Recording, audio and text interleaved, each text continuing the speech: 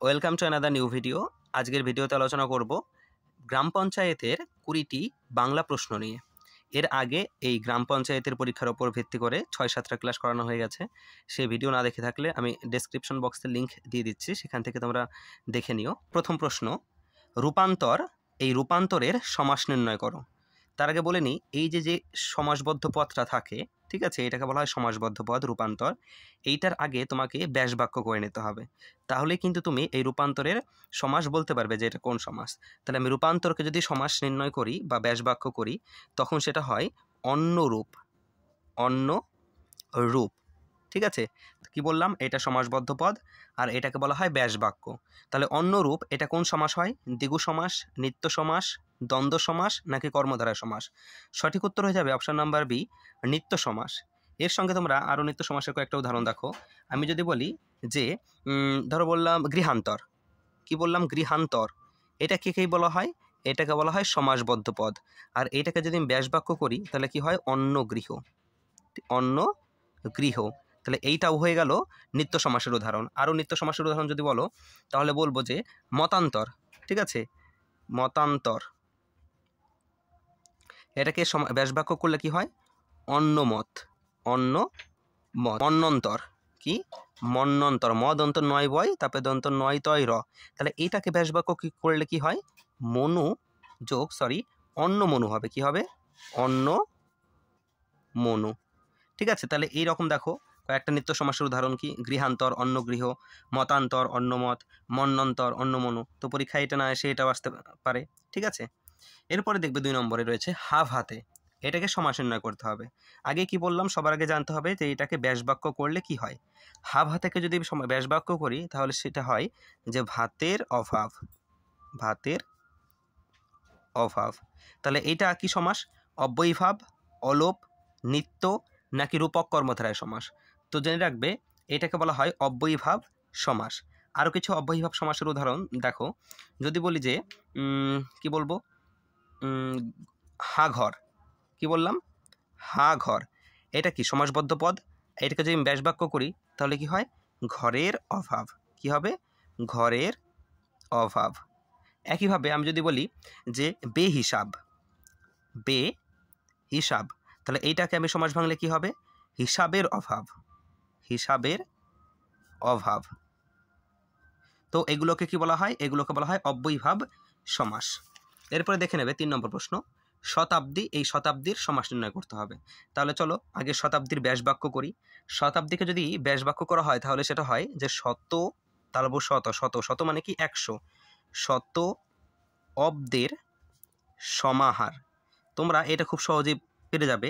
তোমরা জানো একটা দ্বিগু সমাস বলে, সেই দ্বিগু সমাসের একটা ভাগ হচ্ছে সমাহার দ্বিগু সমাস। দ্বিগু সমাসের 2টো ভাগ হয়, একটা হচ্ছে তদ্ধিতার্থক দ্বিগু সমাস আর একটা হচ্ছে সমাহার দ্বিগু সমাস। তাহলে এই দেখো শেষে এটাতে কি লেখা আছে? সমাহার। তো সমাহার শেষে আছে, এটা দেখেই বোঝা যাবে যে এটা সমাহার দ্বিগু সমাসের উদাহরণ। আমরা এখানে ভাগ বলিনি, শুধু দ্বিগু সমাসই বলেছে। তাহলে এখানে অপশন হয়ে যাবে দ্বিগু সমাস সঠিক উত্তর। তোমরা যদি আরও এর অপশন আরও উদাহরণ চাও তাহলে আমি যদি বলি পঞ্চনদ। পঞ্চনদ, পঞ্চ মানে কি? 5, ঠিক আছে।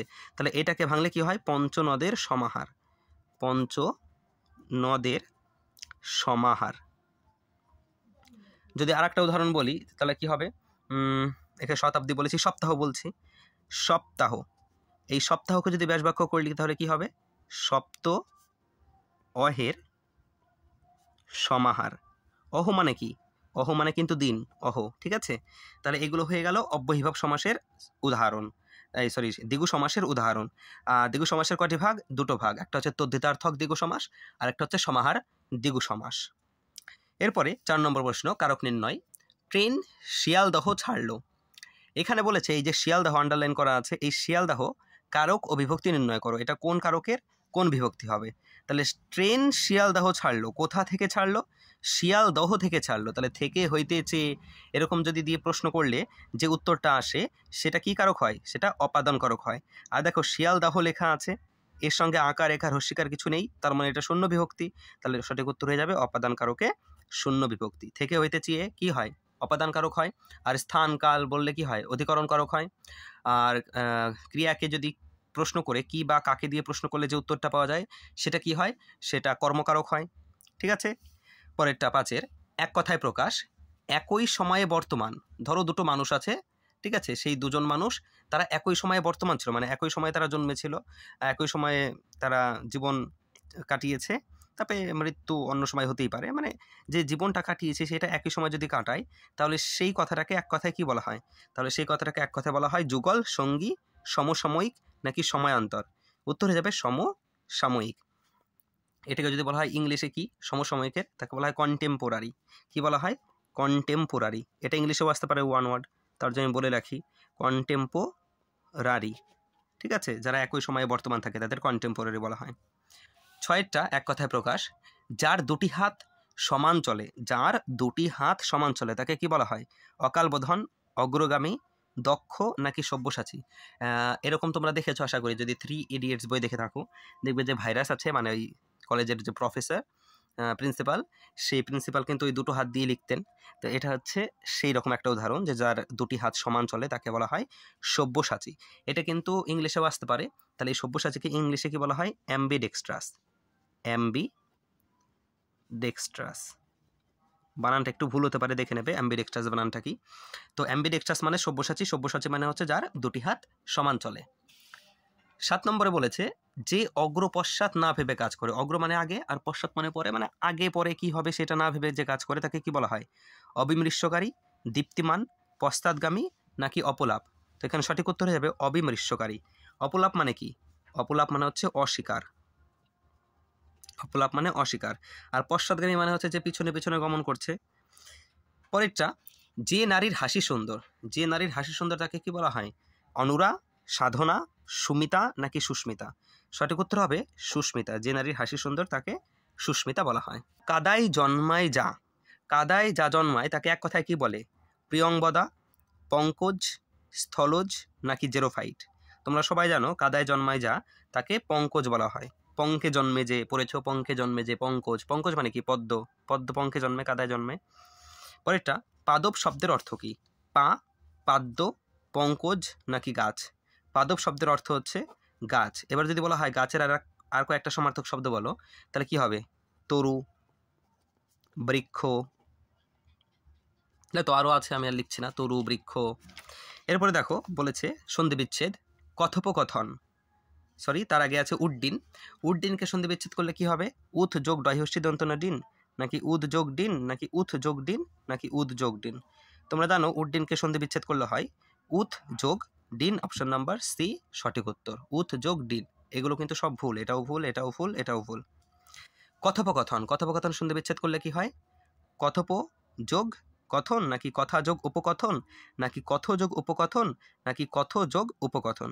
তো সঠিক উত্তর কি হয়ে যাবে? অপশন নাম্বার বি, কথা যোগ উপকথন। এটা হচ্ছে কথোপকথনের সন্ধি বিচ্ছেদ। 13 নম্বর, এরপরে কয়েকটা বইয়ের নাম লেখা আছে, বা গল্প উপন্যাসের নাম লেখা আছে, সেগুলো কার লেখা বলতে হবে। দিবারাত্রির কাব্য, এই দিবারাত্রির কাব্যটা কার লেখা? হুমায়ুন আহমেদ, তারাশঙ্কর বন্দ্যোপাধ্যায়, সঞ্জীব চট্টোপাধ্যায় নাকি মানিক বন্দ্যোপাধ্যায়? তো আশা করি জানো তো সবাই যে দিবারাত্রির কাব্য হচ্ছে মানিক বন্দ্যোপাধ্যায়ের লেখা। এরপরে বলেছে লোটা কম্বল কার লেখা? সঞ্জীব চট্টোপাধ্যায়, জাহানারা ইমাম, বিভূতিভূষণ নাকি তারাপদ? লোটা কম্বল লেখা সঞ্জীব চট্টোপাধ্যায়ের। উষ্মধ্বনি কোনটি? ক, ল, র নাকি হ? দেখো ককে বলা হয় কণ্ঠধ্বনি। কি বলা হয়? কণ্ঠধ্বনি। লকে কি বলা হয়? লকে বলা হয় পার্শ্বিক ধ্বনি। পার্শ্বিক ধ্বনি। রকে কি বলা হয়? রকে বলা হয় কম্পিত ধ্বনি। কম্পিত ধ্বনি। আর হকে কি বলা হয়? হকে বলা হয় উষ্মধ্বনি। তাহলে ককে বলা হয় কণ্ঠধ্বনি, লকে বলা হয় পার্শ্বিক ধ্বনি, রকে বলা হয় কম্পিত ধ্বনি, আর হকেই বলা হয় উষ্মধ্বনি। তালব্য স, পেটকাটে মদন স, দন্ত স, এই তিনটাকেও কিন্তু উষ্মধ্বনি বলা হয়। এরপরে 16, রচনা সুন্দর গান করছিল। এই যে রচনা সুন্দর গান করছিল, এটা একটা বাক্য। এইটা কি ধরনের বাক্য? জটিল বাক্য, সরল বাক্য, যৌগিক বাক্য নাকি মিশ্র বাক্য? বাক্য আমরা সাধারণত জানি 4 প্রকার। একটা হচ্ছে সরল বাক্য, একটা হচ্ছে জটিল বাক্য, আরেকটা হচ্ছে যৌগিক বাক্য, আর একটা হচ্ছে মিশ্র বাক্য। তো এর মধ্যে রচনা সুন্দর গান করছিল, এটা কি ধরনের বাক্য? দেখো, যে বাক্যে একটি মাত্রই উদ্দেশ্য ও একটি মাত্র সমাপিকা ক্রিয়া থাকে তাকে বলা হয় সরল বাক্য। দেখো এখানে একটা মাত্রই উদ্দেশ্য আছে। উদ্দেশ্য কাকে বলে? বাক্যে যার সম্বন্ধে বলা হয়, তাহলে রচনার সম্বন্ধে বলা হচ্ছে, তাহলে রচনা উদ্দেশ্য। আর ক্রিয়া কোনটা এখানে? গান করা, তাহলে গান করা এটা হচ্ছে ক্রিয়া, তাহলে একটাই উদ্দেশ্য আছে, একটাই ক্রিয়া আছে, তাহলে সেটা কি বাক্য হবে? সেটা সরল বাক্য হবে।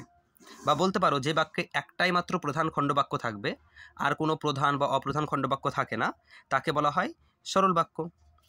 17টা সমার্থক শব্দ লেখো। সমার্থক মানে হচ্ছে যে শব্দগুলোর মানেটা একই হবে। যেমন মৃত্তিকা মানে মাটি, আর মাটি মানে তো মাটি, এটা হচ্ছে সমার্থক শব্দ। বৃক্ষ মানে গাছ, তরু মানে গাছ, এগুলোকে বলে সমার্থক শব্দ। এখানে বলেছে প্রশ্নের সমার্থক শব্দ কি হবে? ফুল, প্রস্ফুটিত, প্রত্যয় নাকি প্রতিমা? এখানে সঠিক উত্তর যাবে প্রশ্ন শব্দের অর্থ ফুল। প্রত্যয় মানে কি? প্রত্যয় মানে হচ্ছে বিশ্বাস, ট্রাস্ট যাকে বলা হয়। তাহলে একটা কথা জেনে নাও, এখানে বিশ্বাসকে কি বলা হয় ইংরেজিতে? Trust, TRUST, trust. তাহলে আমি যদি বলি এই ট্রাস্টের একটা অপোজিট ওয়ার্ড বলো, তাহলে কি হবে? বলতে পারো ডিসিট, CEITE, ডিসিট মানে ধোকা। ঠিক আছে। এরপরে 18তে বলেছে অপলাপ শব্দের অর্থ কি? মিথ্যা, সত্য, অস্বীকার নাকি অহংকার? একটু আগে করিয়েছি অপলাপ শব্দের অর্থ। অপলাপ শব্দের অর্থ হচ্ছে অস্বীকার। ইডিয়মস অ্যান্ড ফ্রেজেস, ইডিয়ম আর ফ্রেজেস নির্ণয় করতে হবে। বেড অফ থ্রন, থ্রন মানে কি? থ্রন মানে হচ্ছে কাটা। কি? কাটা। তাহলে একটা বেড আছে, বিছানা আছে যেখানে কাটা ভর্তি, তাহলে সেটা কি হবে? আরামদায়ক নিশ্চয়ই হবে না, বিস্ময়কর হবে না, বিলাসিতাও হবে না, কি হবে? কষ্টদায়ক। যদি বেডের উপর কেউ কাটা ছুরি দেয়, তার উপর যদি তুমি শোও, তাহলে সেটা কষ্টদায়ক হলো। আজকে লাস্ট প্রশ্ন, take for a ride, idiom নির্ণয় করো। বোকা বানানো, আনন্দের মুহূর্ত, হিসাবি নাকি ভ্রমণ প্রিয়? দেখো, টেক ফর এ রাইড, এটাকে মনে রাখতে হয় এভাবে যে তোমার কাছে কেউ কিছু একটা চাইছে, কিছু একটা বাহানা করেছে যে আমাকে এই জিনিসটা কিনে দাও। তো তুমি কি করলে? সেই জিনিসটা তুমি তাকে না কিনে দিয়ে বললে চল তোকে আজকে রাইডে নিয়ে যাব। রাইড মানে কি? মোটরসাইকেলে রাইড মানে ঘুরতে নিয়ে যাব। ঠিক আছে। তো তুমি তাকে কি করলে? তাকে বোকা বানালে, জিনিসটা না দিয়ে তাকে রাইডে নিয়ে গেলে, তার মানে বোকা বানালে।